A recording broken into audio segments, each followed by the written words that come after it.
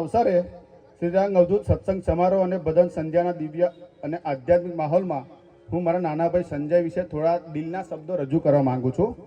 આ માત્ર જન્મદિવસ શુભેચ્છા નથી, માત્ર વખાણ નથી, પરંતુ માણસની જીવનયાત્રા જેને મેં બાળપણથી લઈ આજ સુધી નજીકથી જોયો છે. સંજય મારા કરતાં લગભગ 9 વર્ષ નાનો છે અને મારો જન્મ 78 માની તેનો 1987માં. તો પરિવારમાં ઘણીવાર માણસને સમજવા શબ્દો નહીં, પરંતુ તેના સંઘર્ષ, તેના સંબંધો, તેની શ્રદ્ધા અને મુશ્કેલ સમયમાં તેનું વર્તન કેવું છે એ અને સંજયનું જીવન કદાચ એ જ એવું એક ઉદાહરણ છે.